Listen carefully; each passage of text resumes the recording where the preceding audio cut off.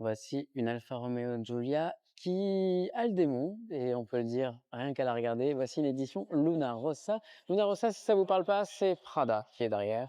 Et vous avez une variante assez unique. 10 exemplaires seulement dans le monde. Ils ont déjà tous été vendus. N'espérez pas en avoir une. On a une face arrière qui est ultra expressive avec un aileron absolument majestueux, retravaillé. La voiture a eu 140 kg d'appui à l'arrière. On retrouve même les freins.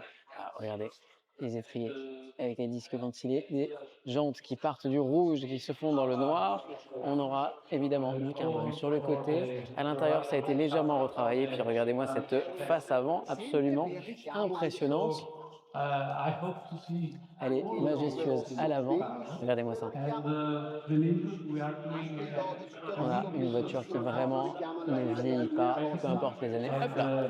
On a une voiture qui vraiment ne vieillit pas, peu importe les années. On a changé de logo. On retrouve le logo typiquement pour le Luna Rossa, justement. Donc, édition limitée déjà toute vendue. Qu'on veut dire de plus, à part que, heureusement, cette Alfa Romeo Giulia continue à vivre et la passion qui va avec. Et à l'intérieur de cette Giulia édition Luna Rossa, regardez les différents changements. On va avoir notamment cette sellerie qui a totalement été retravaillée avec l'inscription évidemment, la bordée du différent logo Alfa Romeo. On a évidemment les sièges baquets qui sont en carbone, le carbone qu'on retrouvera sur la planche de bord, et l'intérieur avec matériaux original. On le retrouve juste ici. Ça sent bon, c'est absolument incroyable. Le baquet est évidemment en carbone, regardez.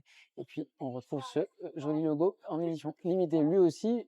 Par conséquent, sur le volant en trimatière, du carbone dans l'embase. On a un petit peu d'alcantara juste ici et du cuir. Et puis, regardez, vraiment à l'arrière, le carbone sur le dos du siège. Ça, c'est juste magnifique.